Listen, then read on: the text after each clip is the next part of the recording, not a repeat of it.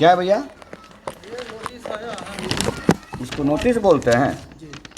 और क्या कितना पैसा मांग रहे थे? हम बोले खर्चा आए जो देना दे दीजिए, आपकी सेवा। क्या कौन है आप जो खर्चा कैसे मांगे?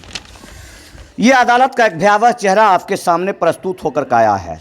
ये वही अदालत है जो अदालत की लोगों के खून पर, इस बात पर कि आप आइए अदालत में और न्याय पाइए, और ये अदालत कहती है कि आप अदालत में आइए और अपने मुकदमे को ख़त्म कर दीजिए, और उसका कर्मचारी कहता है कि हमको आने के लिए खर्चा दीजिए। यानी कि जो कोठा के रूप में संचालित होने वाला ये भरुआ अदालत है, वो अदालत के पास कर्मचारी नहीं कि उसको पहुँचाए, जबकि ये गुहार पत्र है अदालत के द्वारा, सरकार के द्वारा, कि आओ जी हमारे पास कोठे में वो धंधा करने का तो है नहीं, पैसा तो हमने आपका चूस लिया, अब जो है सिर्फ इस मुकदमे को ख़त्म करके हमारा भार कम करो। क्या नाम है आपका?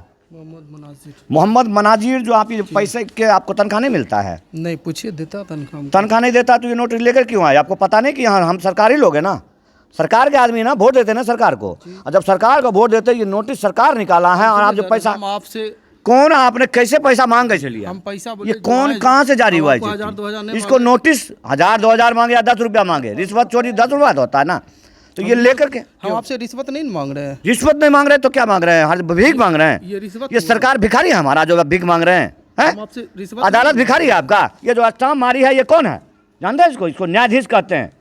ये दंडाधिकारी है ये, और ये दंडाधिकारी ये सरकार को पकड़ के जेल में बंद कर देती है, और उसका ठप्पा लगाकर जो आप भीख मांग रहे हैं, क्यों मांग रहे हैं? क्या किस आधार पर नौकरी है आपका बताइए? हम पीएलबी है। पीएलबी है, मांग रहे हैं पैसा? बताइए पैसा कहे 100 रुपया दीजिए। क्यों मांग रहे हैं पैसा बताइए? और उसके बाद जो है ये अदालत का धंधा में आप लोग सहयोग कर रहे हैं। अदालत का एक चिट्ठी पहुंचता है 6 महीने के बाद, उसका सारे जिम्मेदार आप हैं कि अगर आपको 100 रुपया नहीं देता चिट्ठी नहीं देंगे ये? कहीं नहीं देंगे। पूछिए तो, बोले नहीं देंगे। तो क्यों मांगे, कैसे पैसा मांगा आपने? से पूछिए ना पहले उधर। पैसा का 100 रुपया दीजिए। हम बोले खर्चा कुछ दे दीजिए। ये आपकी अदालत है। इस लोक अदालत का बहिष्कार सख्त आवश्यकता है। यह अदालत का धंधा जो चलता है, भरुआगिरी जो चलता है, जब लोग पीड़ित होते हैं, जब लोग चोटिल होते हैं, उस समय वो अदालत के शरण में जाते हैं कि ऐसे मुकदमे का निपटारा करो। ये पहला मुकदमा है इस तमाम विवाद का।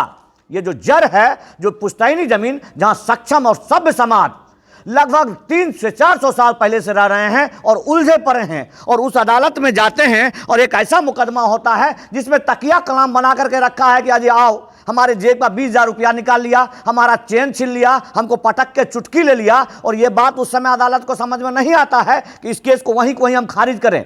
जब इस केस में 15 साल 20 साल खून चूस लेता है लोगों का, उसके बाद कहता है कि हम लोक अदालत लगाए हैं, आओ हम इसका निपटारा कर देते हैं। तुम्हारी इस भरुआगिरी का विरोध होना बहुत जरूरी है। ऐसे अदालत का और ऐसे ऐसे कर्मचारी का जो दल्ले की तरह उस सिंहासन पर बैठा हुआ है, दल्ले की तरह, और यहां अगर कहता है कि आप हमको खर्चा दीजिए। ये जब नौकरी पाने गया था, जब उस अदालत के पास गया था, पूछा था उस अदालत से कि तुम मुझे नौकरी दे रहे हो, तुमसे मेरा गुजारा होगा कि नहीं होगा, या ये फिर छोड़ता क्यों नहीं उस नौकरी को? नहीं छोड़ेगा, लेकिन वहां पकड़ा भी रहेगा और जाकर के चंदा वसूली करेगा, अदालत की गरिमा को धूमिल करेगा, जो अदालत की देश का सर्वोच्च व्यवस्था है। शर्म आती है आपको ये बात समझते हुए? समझ में आ रही बात आपको कि आप जो कह रहे हैं अदालत की नौकरी कर रहे हैं ना, आप किसी न किसी अनुबंध पर नौकरी हुआ है ना, अनुकंपा पर नौकरी है क्या आपका? अनुकंपा पर है जी। देखिए, मैंने बिना पूछे आपको अंदाजा लगाया, ये वो नासूर है जो अदालत वाले पिछले कुछ दिन पहले तमाम कर्मचारी उसके धरना पर बैठे हुए थे कि हमें फिर से अनुकंपा दो, कि ऐसे ऐसे नासूर जो ना कभी स्कूल गया, ना कभी कुछ ढंग से पढ़ा, बाप को मार करके और नौकरी पा लिया। तमाम जितने भी कर्मचारी हैं जो उनको बाद नौकरी पाते हैं, नौकरी खत्म होने से पहले अपने बाप को मार देते हैं, अपनी माँ को मार देते हैं। ये दफा तो हो रहा है क्योंकि इसको समझ में आ रहा है अगर इसमें गलत होगा तो ये नौकरी छोड़ देगा तुरंत, या तो जा करके ये लोग आते हैं या हम अदालत में आए। तुम्हारी अदालत वो कोठा जिसकी माँ बहन बेटी रोटी करके हाथ में पकड़ा दिया मैंने, इस व्यवस्था को देख लीजिए। यही का ये मुकदमा है, और ये 414 वो मुकदमा है जहां पर बहियात जाहिल जानवर लोग जो कि सिर्फ और सिर्फ तमाम शिक्षा दीक्षा को धूमिल करते हुए ये कहते हैं कि हमें पटक करके हमारे घर में हमारी बेटी का रेप कर लिया, ये कहते हैं कि हमारे घर में आकर के अंगूठा ले लिया, और उसको केस का सुनवाई नहीं होता है, और कहते हैं आप इस केस को खत्म कर लीजिए। हम इस केस को खत्म करेंगे, तुम्हारे छाती पर डाल लड़ते रहेंगे और कभी इस केस को खत्म नहीं करेंगे। जय हिंद, वंदे मातरम।